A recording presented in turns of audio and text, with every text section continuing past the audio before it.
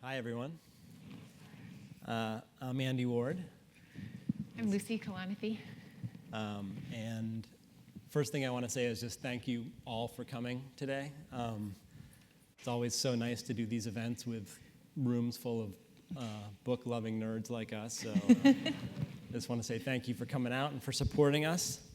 I'm going to start from the assumption that not everybody in this room has read When Breath Becomes Air. So I thought maybe we could begin, Lucy, by maybe you could tell people in the audience just a little bit about, before there was a book, When Breath Becomes Air, who Paul Kalanithi was.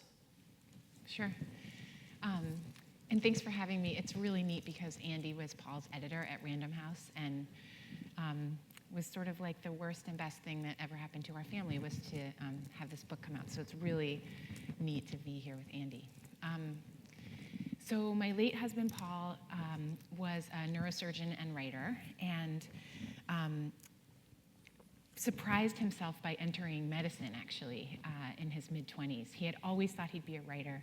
He studied English literature and history and philosophy of science and medicine, and was really interested in sort of grappling with mortality as an intellectual question, kind of, and thinking about meaning and making sense of being a human being in a mortal body. And then became really interested in neuroscience and mind-brain, and started to think about bioethics, and then sort of really surprised himself by thinking, I think I want to actually enter this in a sort of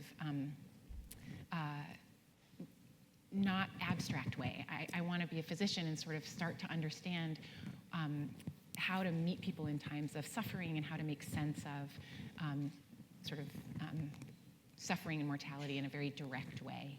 So I met him as a first-year medical student at Yale. And the first thing I knew about him actually was that he had a fake mustache on his med school ID. He had been, apart from all the other stuff I just said, he had been a comedy writer in college at Stanford and was a really funny, vibrant, almost kind of irreverent person. And so wore this fake mustache on the med student ID, I think, as a way to sort of balance his non-medical self with himself as a physician and sort of try to understand how to retain humanity through the process of training as a physician. So, and then later when he was applying to be a neurosurgeon, again, based on his love for the brain and the mind and identity, thinking about identity, he had to get letters of recommendation from all these neurosurgeons at Yale who were looking at the photo with the fake mustache on the student face sheet. Anyway, a really vibrant, lovely person.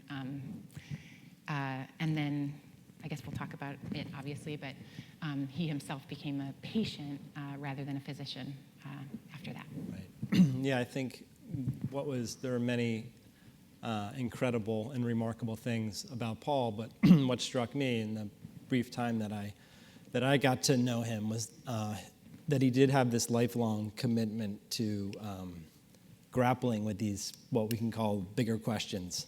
And,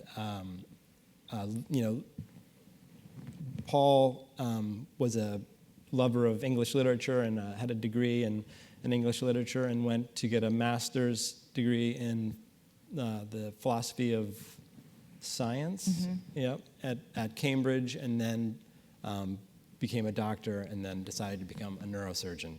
So all of these tributaries that had sort of defined his life came together, I think, in his decision to not only become a physician, but to choose maybe the most demanding in a specialty in which he would be dealing with the most catastrophically ill as well. And that was something that Paul did consciously. Yeah. So for somebody like that who had spent so much of his life thinking about these things and directing so much of his energy to dealing with them, I was wondering if you could talk a little bit about the moment when Paul was diagnosed with stage 4 cancer and how somebody in his position absorbed that news and then what he did with it. Yeah, sure. So I'm trying to figure out where to start. So the way sort of the diagnosis came about was Paul was 36 and finishing his chief residency in neurosurgery at Stanford. So he's just about to start the 7th of 7 years training, and started to lose weight, and then developed really severe back pain. And initially, we sort of thought, like, he's working so hard, and he's on his feet in the operating room 14 hours a day, and so maybe you can attribute it to all these various things. But ultimately, he was seeing his doctor, and he got a chest X-ray that was really, really abnormal with nodules on the chest X-ray. And so we packed up to go to the hospital where he was admitted for additional testing. And it was really, it sort of really struck me as we were packing for the hospital, sort of knowing that likely this ominous diagnosis was coming, being two physicians who were sort of putting this together, certainly. And I packed phone chargers and socks and the insurance card and all those things that you need. And Paul, who had been training as a neurosurgeon, hadn't really read any decent books for a while because he was so busy, packed a stack of books to take to the hospital, which was really interesting. I remember what the books were. He packed Mere Christianity by C.S. Lewis and Being in Time by Heidegger, which I don't know how you concentrate on a book when you're even not sick. Light reading. You're sick. And a novel called Cancer Ward by Solzhenitsyn. And he took them to the hospital with him and put them on that little tray that's next to you when you're in your hospital bed. And from that point on, really turned immediately back to reading, which had sort of been his first love, and became a way to really help him cope with this diagnosis, which was stage 4 lung cancer, which is incurable and likely meant that he would live for months to a few years. So when Breath Becomes Air, which I guess we'll get to talk about how the writing of it came about, the book is divided into 2 main sections, one about training as a physician and one about becoming a patient and thinking about mortality in a very personal way and meaning. But it's prefaced by a little prologue where Paul talks about the moment of being diagnosed and looking at his CT scan himself, and we looked at it together himself. And he says, the future I had imagined evaporated. And so that's what was sort of happening during that time was you sort of realize how much of your identity is tied up in who you imagine that you will be, that your future self, whether you're studying something or raising a child or whatever, sort of reflects back onto you now and your choices and your sense of your self-concept.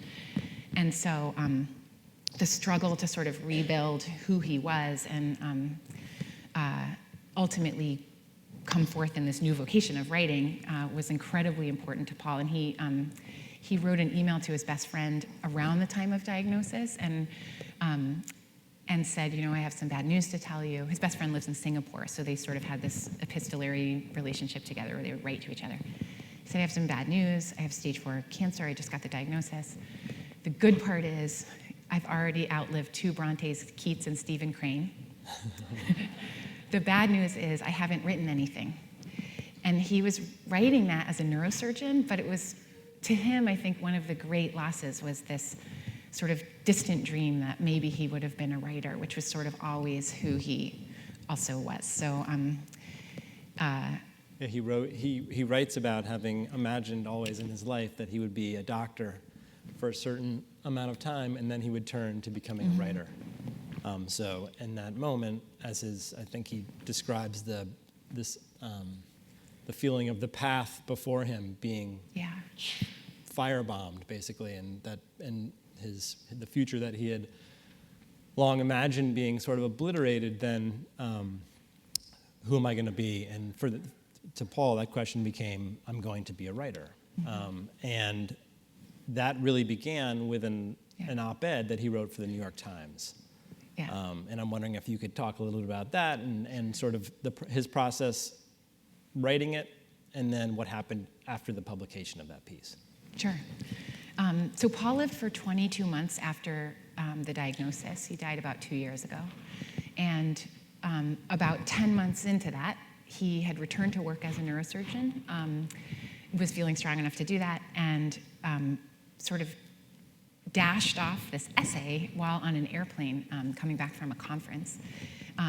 And ultimately, it ended up in the New York Times titled, How Long Have I Got Left? About the pain of facing a serious diagnosis and grappling not only with time, but with your identity. in that context. But also being a doctor and knowing what that diagnosis meant. Yeah. Right, and knowing all the odds and all the Yeah. reality of the situation was really hard. So.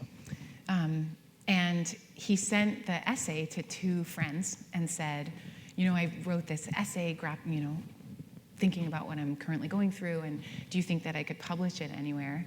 And one friend wrote back with tons and tons of line edits and said, you kind of buried the lead and it's not that funny, and you sort of said 3 things, and I don't know. And the other friend wrote back and said, I forwarded it to the op-ed desk at the New York Times. Right. And they published it a month later with barely any editing, and it was so amazing. It was so exciting, and the influx of emails from patients and physicians, and then solicitations from agents and editors, and it was sort of this mind-blowing dream come true situation that tipped off Paul's being able to write this manuscript. And that all occurred over the space of a couple months where he actually was getting much sicker. And I think wouldn't have been able to be a neurosurgeon for too much longer. So this is really very fortuitous series of events that happened. And then he worked on the manuscript for the last year. Right. Yeah, it's funny. Lucy and I I know Lucy's sister. This is before I even knew Lucy. I knew her sister a little bit. And after that op-ed came out, Lucy's sister got in touch with me and said, my brother-in-law has written this op-ed. He's hearing from a lot of publishers and agents, and would you be willing to talk to him about that process? So I got on the phone with Paul, and we talked about his need to go get a literary agent and then to write a book proposal that would explain, what the book that he wanted to write would become. And, he was just an incredibly brilliant, driven person. I could tell immediately, and I had no doubt that he was going to go accomplish what he was setting out to do. But he did say to me, okay, I understand all this, I'm going to go do it, and you'll probably see a book proposal from me in a couple of months. And as Lucy said, I think in those intervening months, he became much more ill than he thought maybe he would so quickly. And so I didn't see a book proposal for 10 months. Mm-hmm. And that was in December of 2014, yeah. And what arrived in my inbox was a absolutely, Paul didn't need an editor, is the truth. And his book proposal was essentially the book that you see here, and it was as perfect and as urgent a piece of writing as I've ever read. So, it was just a very rare and remarkable case of a writer writing under extreme duress, but with almost incomprehensible clarity and passion. So we acquired the book, and Paul began working on expanding what he had given us immediately, and then 3 months later, he died suddenly. So maybe we can talk a little bit about the months between Paul's death and publication as we were gearing up. Sure. Yeah, and your role really, and how this book figured into your life at that point, which was, to me, really pretty incredible. I mean, none of this could have happened without Lucy, and in some ways, it felt like the book was a way for you to stay close to Paul, and to seem like you felt a real obligation to make sure that this book made its way out into the world and fulfill what Paul had set out to do. So. Yeah, totally. So Paul died in March of 2015, and the book came out in January of 2016. And all the things that an author would normally do, like choose the cover, for example, I got to do.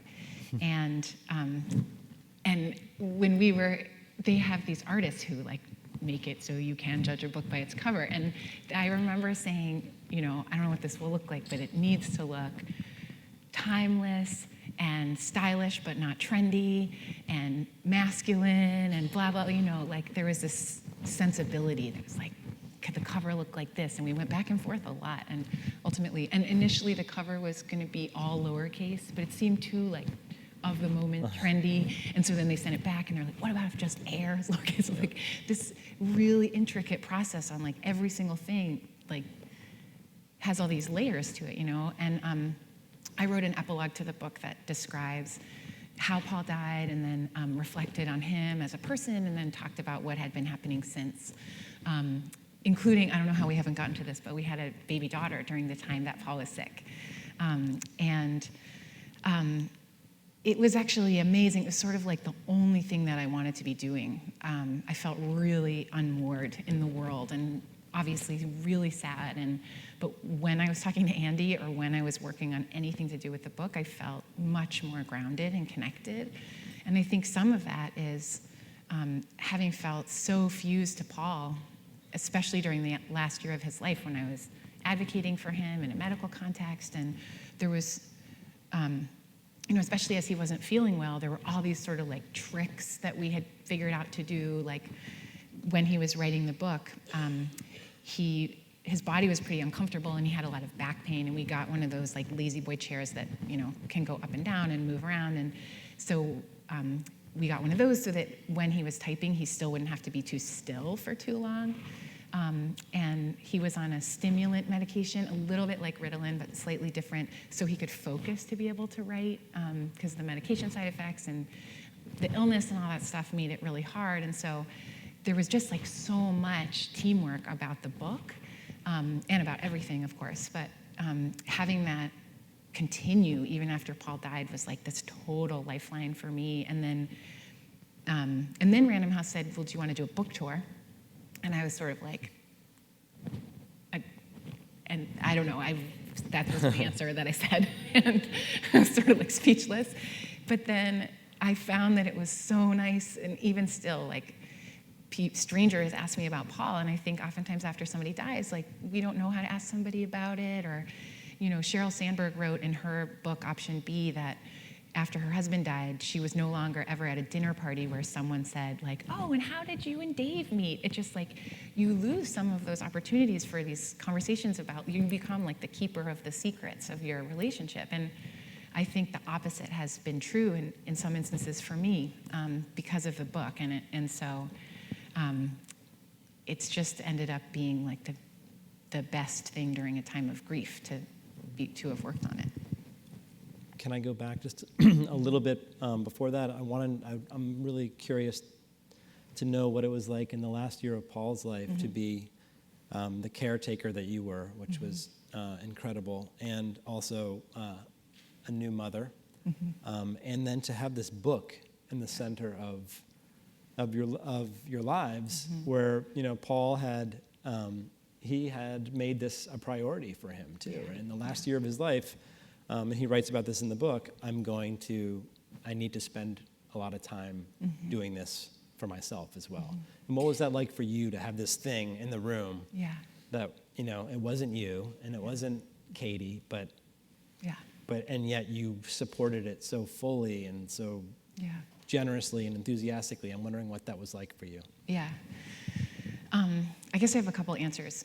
It was actually really great. The time, like when I picture that time and when I'm thinking about it, when you're asking that question, I picture like all of us being in our living room, maybe with like other family members kind of buzzing around because, you have a newborn and there's a bunch of people there. And Paul's sort of in the center of it, tapping away on his laptop. But it wasn't like the manuscript was some little side thing that Paul was doing, even like in a different room. It was like very central to what was going on.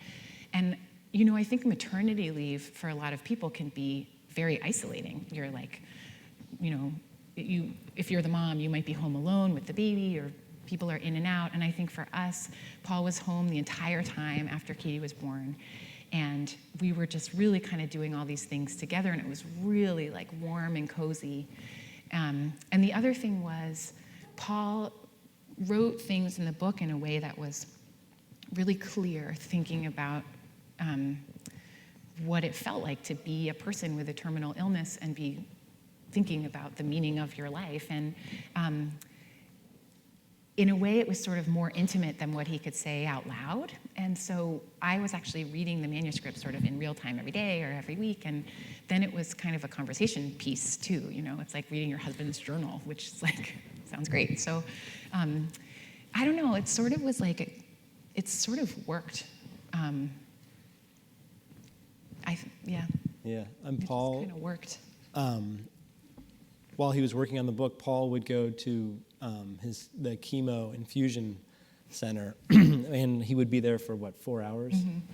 Yeah. And that's when he would call to do his editorial conversations with me as he's being infused with chemicals, and he would be talking about ways that he wanted to, things that he wanted to write about, and stories that he was unsure whether they belonged or not. Yeah. And I know you were probably next to him for a lot of that. So it seemed like it was just such a, it's hard to even talk about this stuff now, almost 3 years later. It's so, still so sad and painful, but it's also, there's such beauty in it too, and the fact that this book existed and was such a part of what you guys were going through, and now here it is. And yet, as we talk about a lot, the book was never, Paul died before he finished. There was still much more that he wanted to write in this book that he unfortunately never got a chance to write. So in a sense, the book is unfinished, and I've also come to feel like that's part of the beauty of it too. And I wonder how you've sort of come to think about that there's a version of the book that doesn't exist that we know Paul wanted to write, and it would include lots of other things about his life and about you and about Katie, and there's a version of the book that exists, which is, I think, perfect in its own right too. So. Yeah.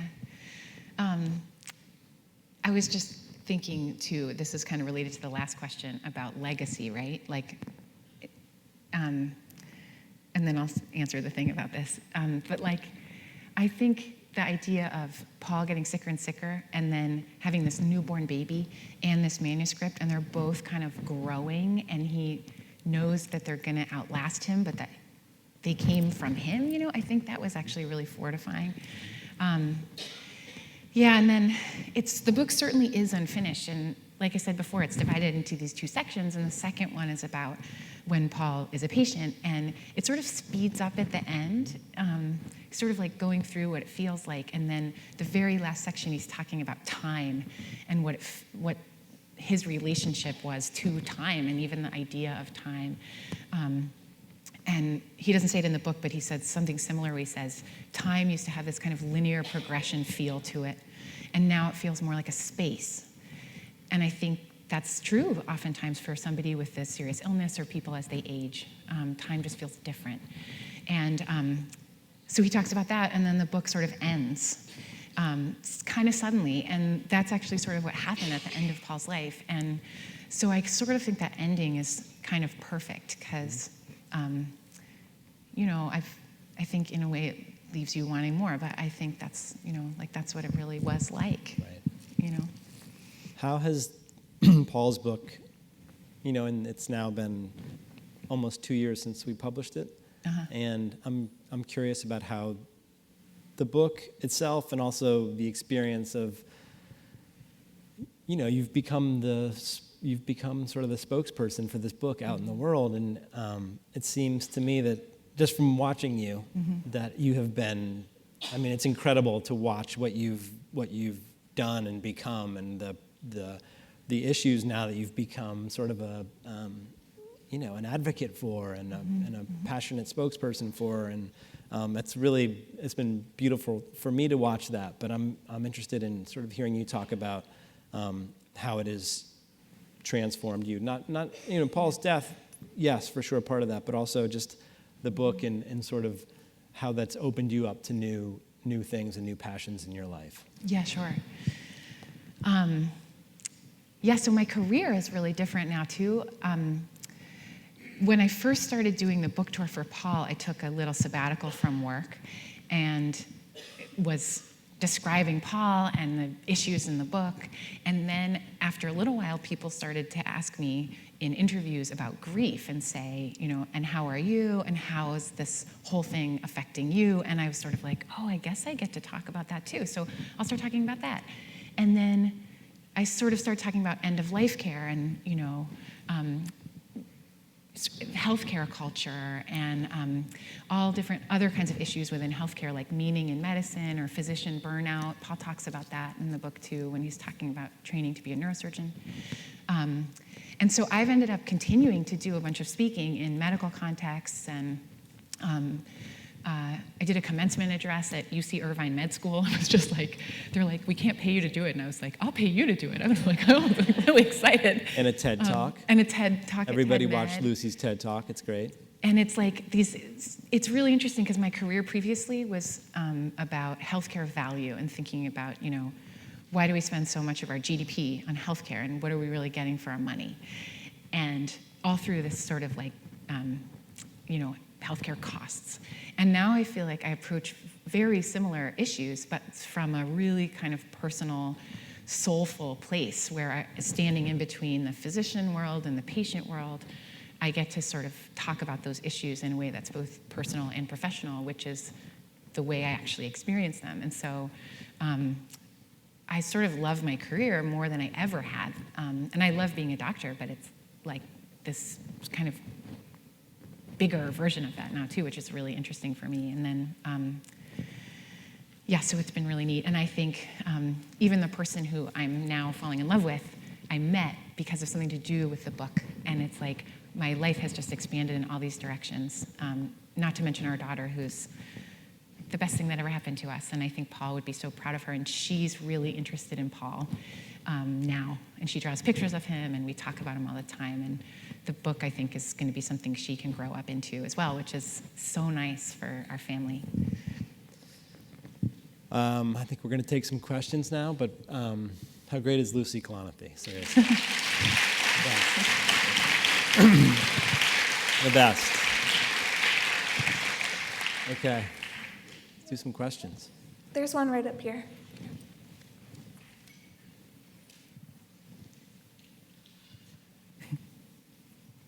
Hi.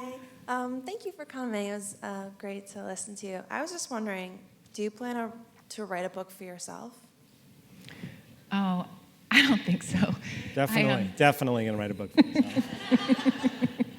We're going to get to that I later. really like talking. I was like, Paul was made to write a book, and I was made to do a book tour, and I feel like I like talking. I'll talk a book.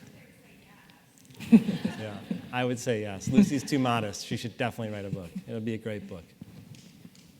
Hi. I just wanted to, I'm right here. Oh, hi. The book on your lap, not the one on the table. The one with all the marks on it, and it's just, that's love right there. Is that your original copy? Yeah. Hold it up, because that right there It's like is beautiful. That's like the Velveteen Rabbit. Yeah. Yeah. That's all I really wanted to say. I read it about when it first came out. So what I most enjoyed about it were the perspectives of being a medical professional and then a patient, and then your perspective too. And I think that's the thing I enjoyed most about the book. Thanks Thank so you. much. Thank you. Yeah, I left this on a plane the other I have a day, question and I was over here. like, I need to go get it. I gotta get in. You mentioned that you were falling in love. I'd just love to hear some more about that, Lucy.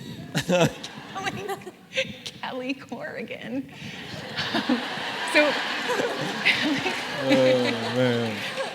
So, are you serious? You can't put Corrigan in the audience. Kelly Corrigan wants credit because the person who I'm falling in love with is also a widower whose late wife wrote a beautiful memoir. It's crazy. Her memoir is called The Bright Hour, and her name was Nina Riggs. I highly recommend it, and I fell in love with her. And then, I'm gonna burst into tears, and then got to meet her husband, and then we're falling in love now. And Kelly Corrigan moderated a book event between me and John, and wants and deserves credit, I think, for setting us up. We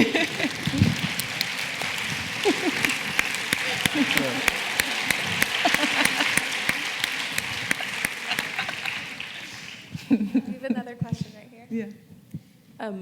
The first thing I want to say, Lucy, is thank you.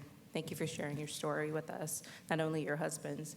How has it been for you since you're speaking of healthcare after everything Yeah. within the past 2 years. What have you done for yourself to get yourself to a level where you can sit here? We all notice the tears that are coming from you when you're sharing your story. How did you get yourself to a point where you can move on?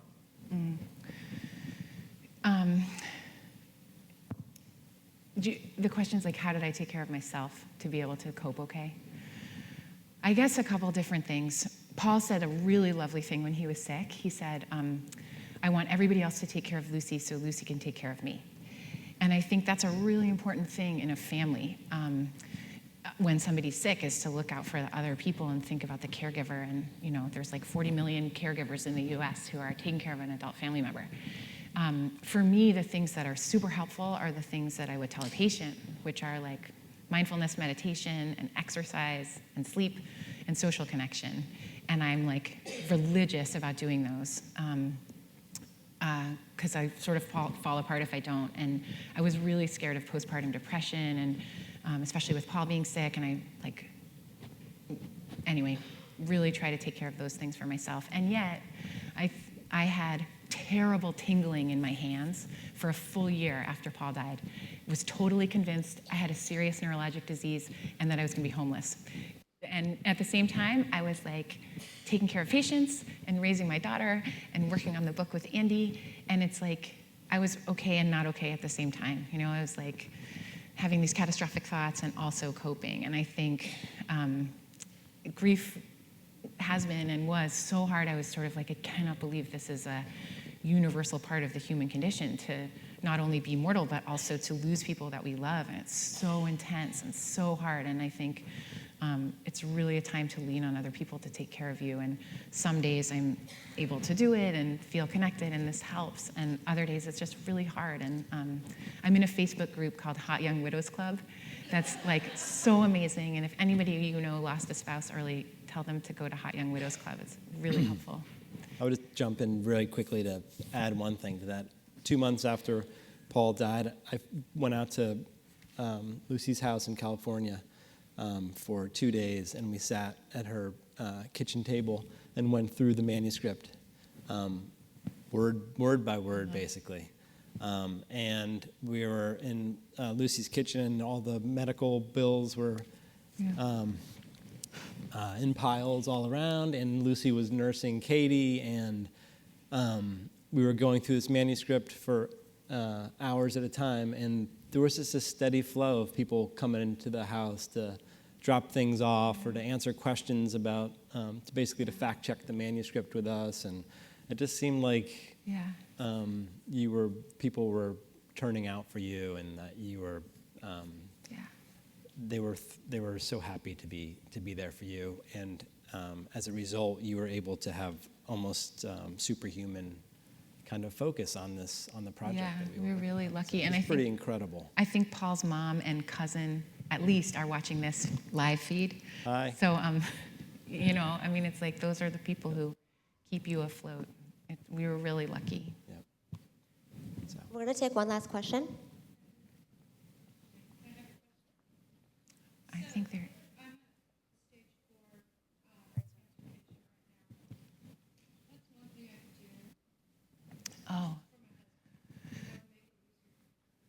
Oh, a stage 4 cancer patient who wants to know what she can do to make it easier for her husband. I'm really sorry about your diagnosis. It's so intense, and I feel a real kinship with you. One thing that I found really helpful was having a palliative care team. I don't know if you guys do yet, but in part of our healthcare, to have those guys to help with thorny conversations and healthcare decisions, and to be able to support the whole family. They're like a specialty within medicine that I love. So if you don't have a palliative care doctor, they're really good.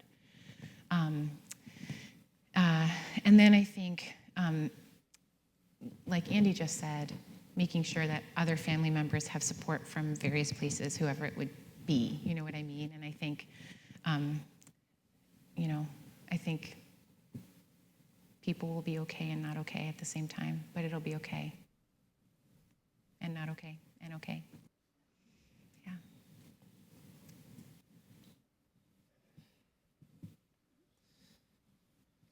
All right. Thank you, guys. Thanks.